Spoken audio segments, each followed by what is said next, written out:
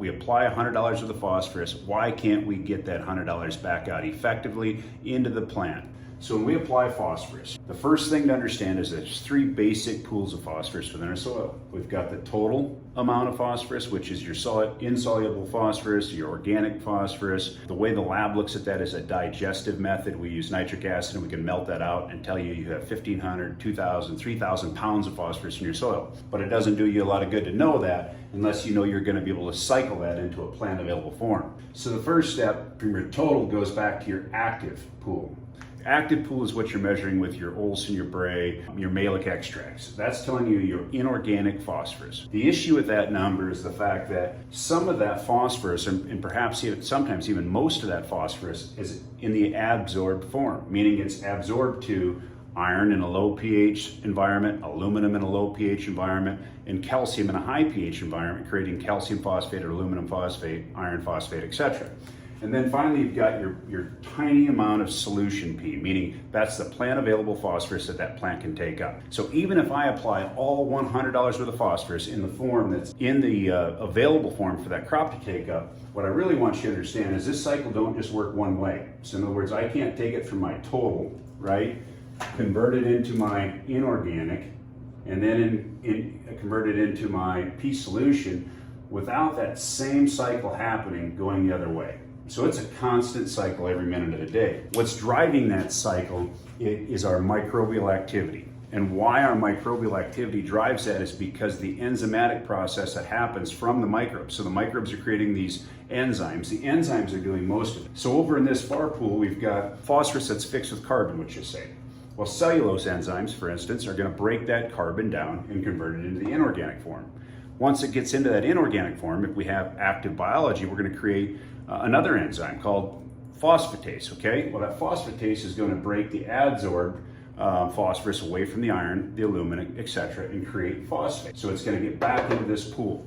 But keep in mind, as your plant is growing and its roots are down here picking up phosphorus, if it can't take all of the phosphorus that's in this pool, what's going to happen is, again, it's such an active cycle that things are going to get fixed and topped back and brought back into this other pool. So when we get into these late reproductive stages, what's actually happened to our phosphorus is a lot of it's fixed again. The reason being is because mineralization happens best when we have cool, moist soils, right? Because microbial activity comes to a halt. The other thing that happens late in the year is our plants go under stress. When our plants go under stress, they're not effective or efficient at kicking out 30 to 50% of that daily's photosynthetic capacity, or that daily sunlight that it captured in sugars to that root. As soon as it quits doing that, those microbes back off from that rhizosphere. They're not being fed daily like they were before, or by the minute like they were before.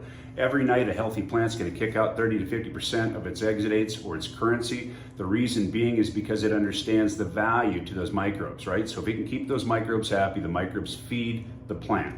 So when we get under stress, that plant saves its own currency, its own sugars, its own energy, and puts it towards the grain. It forgets about the root, it puts it towards the grain. So some things that we can do to enhance our phosphorus investment, again, if we're putting $100 out, most growers are getting between $10 and $30 of that $100 bill back in phosphorus that year.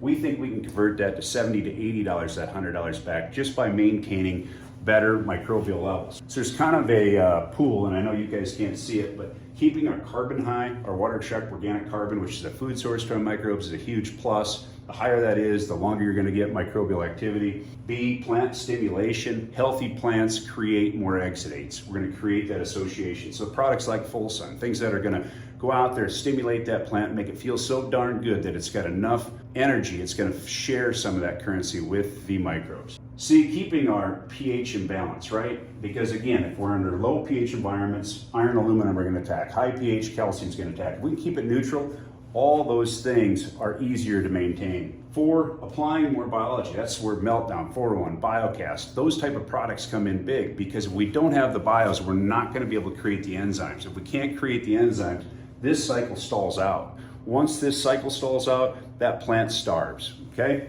Anything we can do to promote mineralization, so again, keeping our soils cool, moist, again, we can't all do that, right? We don't all have irrigation, but again, Less tillage, so we have some surface cover. That helps for late season phosphorus as well. And then ultimately just keeping our profile full of enzymes. And the way we do that, again, is by promoting an environment that makes microbes, flourish, microbes take off, whether that's applying more or applying more stimulants. So late in the year, that plant is healthy. Those microbes can feel it because it's spitting out the money to them.